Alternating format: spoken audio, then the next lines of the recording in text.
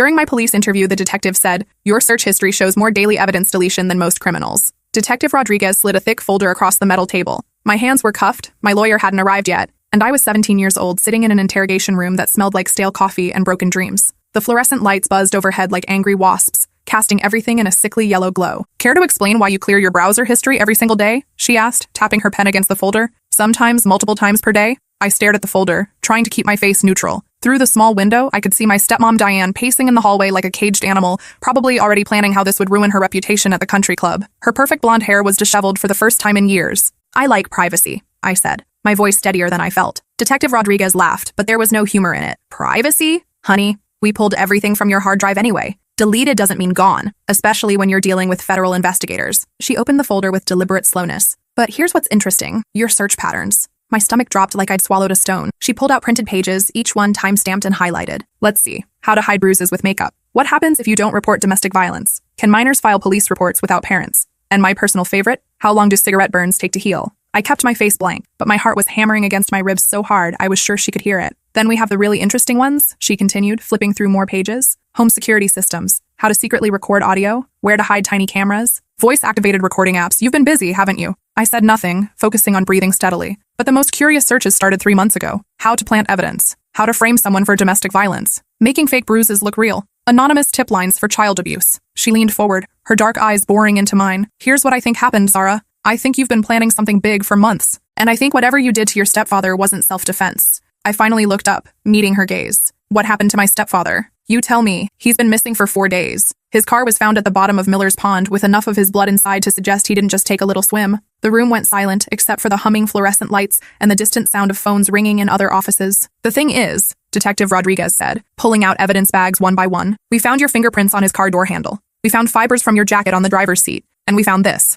She held up an evidence bag containing my stepfather's wedding ring, the thick gold band with the gaudy diamond that had left its mark on my face more times than I could count. "Found it in your bedroom closet, wrapped in a bloody towel." I stared at the ring, the same ring he'd used to leave marks on my little brother's face when he thought no one was looking, the same ring that had split my lip last Christmas when I'd asked too many questions about his late-night visitors. "So here's my question, Zara. Did you kill Leonard Hartwell?" That's when the interrogation room door burst open, and someone I never expected to see walked in. My little brother, Caleb. He was 8 years old, barely tall enough to see over the table, and he was holding a small recording device in his trembling hands. His face was streaked with tears, and there was a fresh bruise on his left cheek that made my blood boil. "Caleb?" I whispered, my voice cracking. "What are you doing here? Who brought you?" Detective Rodriguez frowned, standing up from her chair. "Kid, you can't be in here. This is a restricted area. Where's your guardian?" "The lady at the front desk said I could see my sister," Caleb said, his voice shaking but determined. "I told her I have something important about what really happened to Leonard." My heart stopped. Caleb wasn't supposed to know anything. I'd been so careful to protect him, to make sure he never saw the worst of what Leonard did to me. I'd hidden the bruises, made excuses for my injuries, and taken every beating in silence to keep him safe. "Caleb, don't," I said quickly, panic rising in my throat.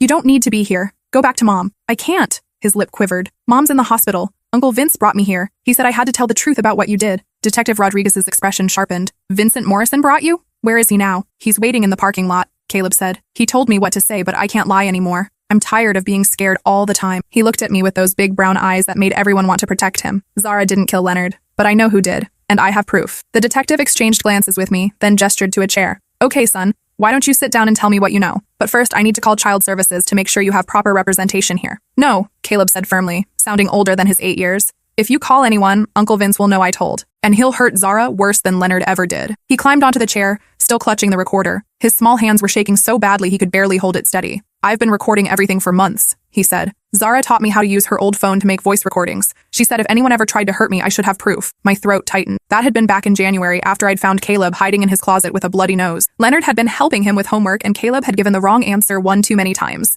I'd shown him how to use the voice memo app, hoping desperately he'd never need it. "What did you record, Caleb?" Detective Rodriguez asked gently, her entire demeanor shifting as she recognized the gravity of the situation. Caleb's hands shook as he pressed play on the small device. Leonard's voice filled the room, slurred with alcohol and thick with malice. "You tell anyone about this, you little brat, and I'll make sure your sister disappears forever. You understand me? There are ways to make people go away, and I know all of them." Then came the sound of Caleb crying, small sobs that cut through me like knives, followed by his terrified voice. "Please don't hurt Zara. Please, I'll be good. I promise I'll be good." Leonard's laugh was cold and cruel. "Your sister's been asking too many questions, poking around where she doesn't belong. Maybe it's time she learned what happens to nosy little girls." My vision blurred with rage. That bastard had been threatening Caleb with my safety, using his love for me as a weapon against him. When was this recorded? Detective Rodriguez asked, her voice tight with barely controlled anger. 3 weeks ago, Caleb whispered, wiping his nose with his sleeve. But there are lots more. Leonard didn't know I had Zara's old phone hidden in my room. He fast-forwarded through several recordings, his small fingers surprisingly deft with the device. Leonard's voice again, this time talking to someone on the phone. The kid's been asking too many questions. His sister too.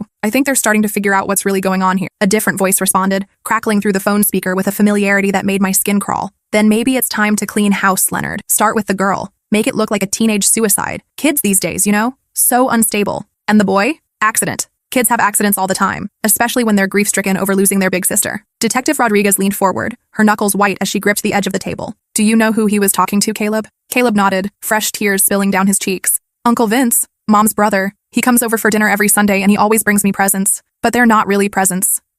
He struggled for the word. Bribes, I said quietly. He was bribing you to keep quiet about what you saw. There's more, Caleb said, advancing to another recording. From last week. This one's really bad. This time it was Uncle Vince's voice. Clearer now, like he was in the same room. The shipment comes in Thursday night. We'll use the kid's room to store it until we can move it to the warehouse. If the girl tries to interfere, I'll handle Zara. Leonard's voice cut in, filled with a viciousness that made my skin crawl. She's been getting too nosy anyway. Found her looking through my office files last month. Lucky for us, she thinks I'm just a cheating husband. Uncle Vince's laugh was even colder than Leonard's. What about the mother? Diane doesn't know anything. Too busy with her book club and yoga classes to pay attention to what's happening in her own house. She'll be devastated when her family dies in that car accident, but she'll get over it. The insurance money will help. And after Thursday? After Thursday, there won't be any witnesses left. The operation continues and we find a new safe house. Maybe somewhere without curious teenagers and recording devices. The recording ended with the sound of footsteps and a door closing. Detective Rodriguez stared at the device, then at me, her expression a mixture of horror and understanding. Zara, did you know your stepfather and uncle were involved in drug trafficking? I shook my head, but pieces were starting to fall into place like a puzzle I'd been trying to solve for months.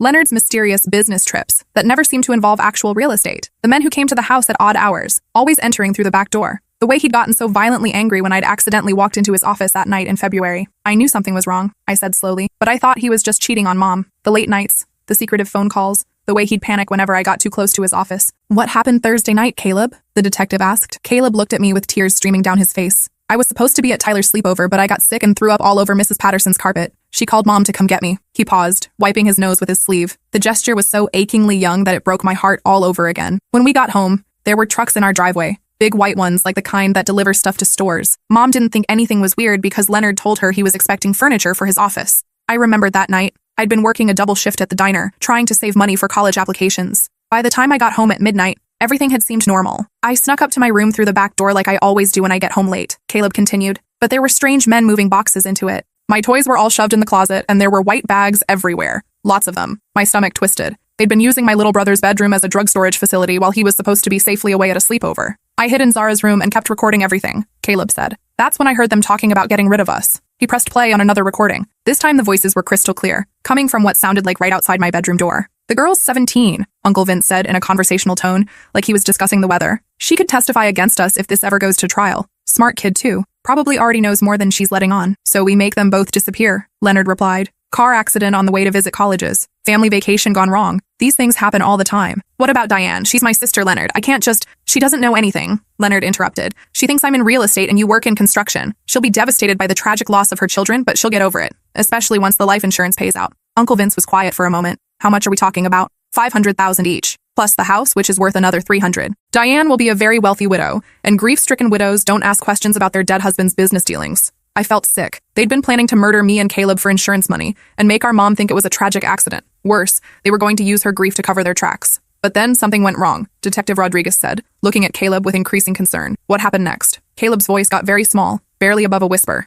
Leonard found me. I thought I was being quiet, but I accidentally knocked over Zara's lamp trying to get closer to the door. He heard it fall. My hands clenched into fists. Did he hurt you? He tried to, Caleb said, unconsciously touching the fresh bruise on his cheek. He grabbed me really hard and said he was going to throw me in the pond like he did to Mrs. Chen's cat last month. But then, he looked at me with admiration that I didn't deserve. Zara came home early. Detective Rodriguez turned to me. Is that when you killed him? No, I said firmly. I didn't kill Leonard, but I know who did, and I know why. I looked at Caleb encouragingly. Tell her the rest, buddy. Tell her what really happened. Caleb took a shaky breath. Zara heard me screaming and ran upstairs. She found Leonard holding me by my shirt, and there was blood on his knuckles from where he'd hit me. She went crazy. Define crazy, Detective Rodriguez said. She grabbed my baseball bat from the corner of the room and hit Leonard as hard as she could, Caleb said. Right in the back. He let go of me and fell down, and when he tried to get up, she hit him again. In the stomach this time. I remembered that moment with perfect clarity. The sound the bat had made connecting with Leonard's ribs. The way he'd doubled over, gasping for air. The look of genuine surprise on his face, like he couldn't believe someone had finally fought back. Then he fell backwards and hit his head on the corner of my desk, Caleb continued.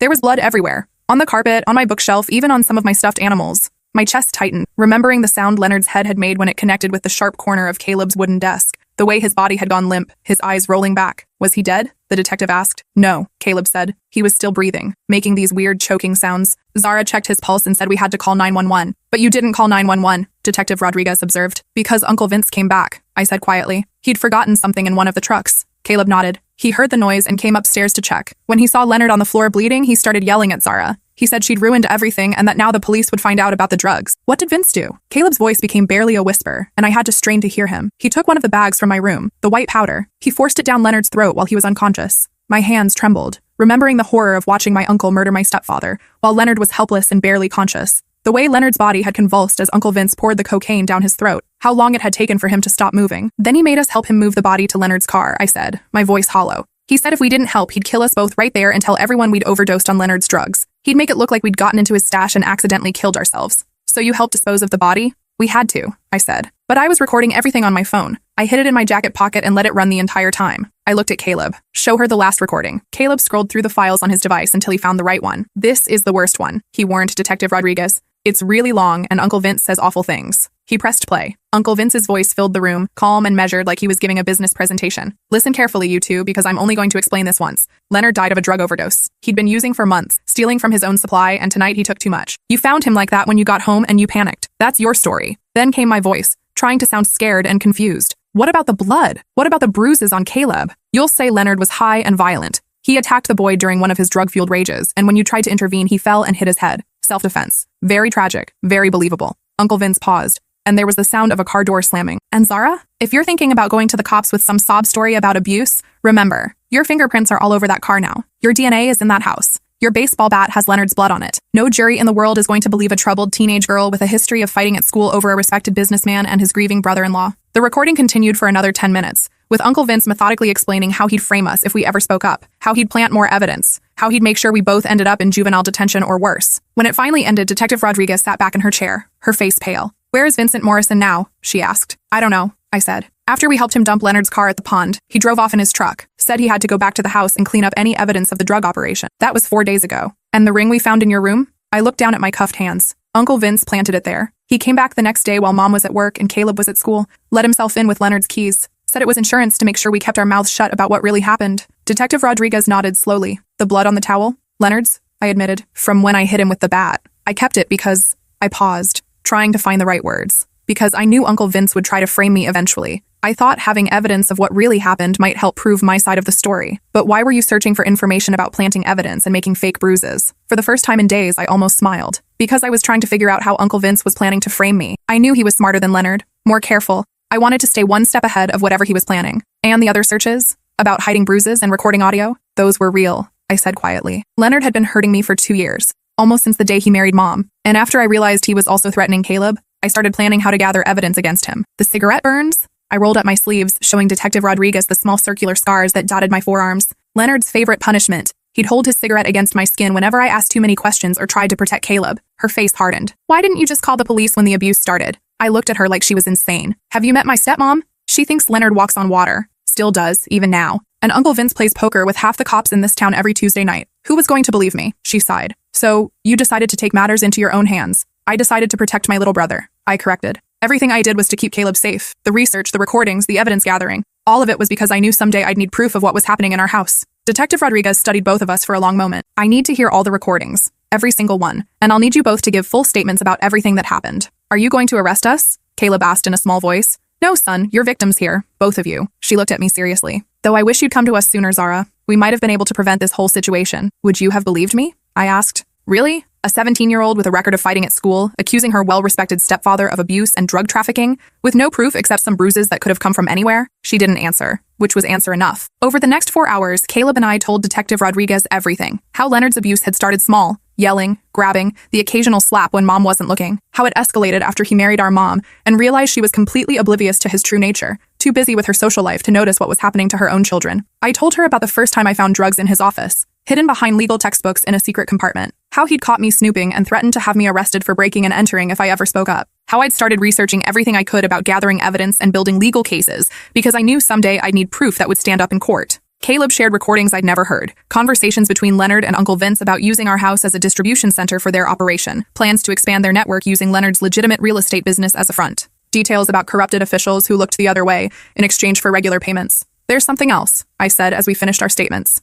Leonard kept detailed files on all his clients, real estate and the other kind. He was obsessed with documentation, said it was the key to staying out of prison. Where are these files? Hidden safe in his office. Behind the law books on the third shelf, there's a fake panel that opens with a combination lock. The combination is Caleb's birthday, month, day, year. Detective Rodriguez raised an eyebrow. How do you know that? Because Leonard was an idiot, I said flatly. He used the same password for everything. His computer, his phone, his email accounts. He thought he was so smart and careful, but he was just predictable. Why Caleb's birthday? Because he was obsessed with control, Caleb said quietly. He used my birthday for everything. His passwords, his PIN numbers, even his gym locker combination. He said it was because I was his good luck charm, but really it was because he wanted to remind himself that he owned me. 2 hours later, Detective Rodriguez returned with a box full of evidence from Leonard's safe, financial records, client lists, photographs of transactions, and enough documentation to bring down a drug operation that had been running through our county for over 3 years. Your uncle has been very busy, she said grimly, spreading some of the documents across the table. This network involved at least 15 people, including 2 city council members, a judge, and 3 police officers. My phone, which had been returned to me as evidence was processed, suddenly buzzed with a text from an unknown number. You should have kept your mouth shut, little girl. Now you and your brother will pay for what you've done. I'm coming for you both. I showed the message to Detective Rodriguez. She immediately called for a tech specialist to trace the number. That's Uncle Vince, Caleb said, recognizing the area code. He uses that number for his business calls, the scary ones. We need to get you both into protective custody immediately, the detective said, already reaching for her radio. Vincent Morrison is dangerous and he's got nothing left to lose now that his operation has been exposed. What about Mom? I asked, panic rising in my chest. She's still at home. If Uncle Vince thinks we've talked to the police, Detective Rodriguez was already on her radio, dispatching multiple units to our house. All units, code 3 to 1247 Maple Street. Possible domestic violence situation in progress. Suspect is Vincent Morrison, armed and extremely dangerous. 25 minutes later, the radio crackled back. Detective Rodriguez, you need to get down here immediately. We found Diane Hartwell. She's alive, but barely. Looks like she's been drugged with something heavy duty, and there's significant evidence of a struggle throughout the house. My blood went cold. Is she going to be okay? They're taking her to County General now, came the response. But Rodriguez, Vincent Morrison was definitely here. Left about 2 hours ago, according to the neighbors. House has been completely ransacked. Looks like he was searching for something specific. Detective Rodriguez looked at us grimly. He was looking for evidence. Probably realized you kids had been more thorough in your documentation than he thought. The laptops, I said suddenly. Caleb and I both have computers in our rooms. If he took them, what's on your computers? Backups of everything, Caleb said with a note of pride in his voice. Zara taught me to save copies of all our recordings in 3 different cloud storage accounts. She said bad guys always go for the computers first when they're trying to destroy evidence. I'd never been so proud of my little brother's attention to detail. Detective Rodriguez shook her head in amazement. You two have been running a more sophisticated surveillance operation than most police departments. We didn't have a choice, I said. The adults in our lives were either hurting us, ignoring the hurt, or actively participating in it. We had to protect ourselves. Over the next few days, while Mom recovered in the hospital from what doctors determined was a near-fatal dose of fentanyl, Caleb and I stayed in a safe house on the outskirts of town. Our recordings and the evidence from Leonard's safe had led to the arrest of 17 people involved in the drug operation, including the judge and city council members who had been taking bribes to look the other way. But Uncle Vince was still out there, and everyone knew he wouldn't give up easily. The break came on day 8 of our protective custody. Caleb's hidden recorder, the one he'd been carrying when Uncle Vince took him to the police station, had a GPS tracking feature I'd activated months earlier as a safety measure for both of us. He's at the old Morrison construction warehouse on Industrial Road, Detective Rodriguez told us during one of her daily check-ins. SWAT is moving in within the hour. That's where Uncle Vince keeps his work trucks, Caleb said. He took me there once when Mom asked him to babysit. There are lots of places to hide things. 3 hours later, Vincent Morrison was in custody. He'd been planning to flee the country using fake identification documents, but first he'd wanted to clean up loose ends. Namely, me, Caleb, and our mom. They found detailed plans in his car for making our deaths look like a murder-suicide. Maps of our safe house location, which he'd obtained through one of his corrupt police contacts. Photographs of us taken from a distance, with notes about our daily routines and security protocols. Most chilling of all, they found a handwritten letter he'd planned to leave at the crime scene, supposedly written by me, confessing to killing Leonard in a fit of jealous rage and then murdering my family before taking my own life. He'd been watching us for over a week, Detective Rodriguez explained. Had our location, our schedules, everything. If we hadn't tracked him down when we did, she didn't need to finish the sentence. The trial was a media sensation that lasted for 6 months. Teenage girl and little brother take down drug ring was the headline that appeared in newspapers across the country.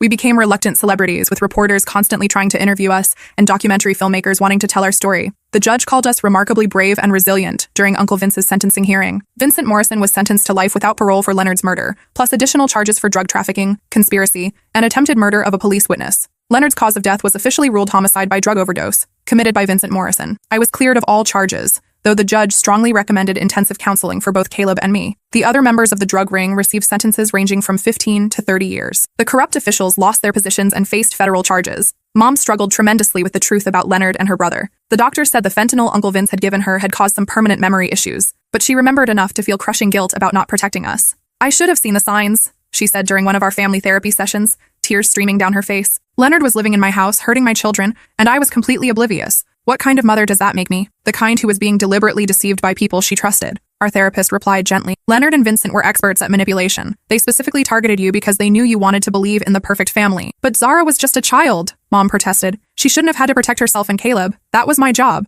Maybe not, I said quietly. But I'm glad I could do it. I'm glad I was strong enough. You were more than strong enough, the therapist said. What you accomplished, gathering evidence, protecting your brother, surviving years of abuse while maintaining your grades and holding down a job, that's extraordinary by any measure. 8 months after the trial ended, we moved to a new state where nobody knew our story. Mom got a job at a nonprofit organization that helped domestic violence survivors. She said she wanted to spend the rest of her life making sure other children didn't go through what we had. Caleb started seeing a specialized therapist who worked exclusively with child witnesses to violent crimes. He was doing well academically and had made several close friends, though he still slept with a nightlight and insisted on checking all the locks in our new house every night before bed. As for me, I decided to study criminal justice in college with a focus on victim advocacy. I wanted to become the kind of police officer who would have believed us from the beginning, who would have taken a teenage girl's claims of abuse seriously instead of dismissing them. On my 18th birthday, Detective Rodriguez called to check in and wish me well. How are you adjusting to your new life? She asked. It's different, I said, looking out the window of our small but safe apartment. Quiet, peaceful. Sometimes I forget what that feels like. And Caleb? He's teaching his friends at school how to use voice recording apps on their phones,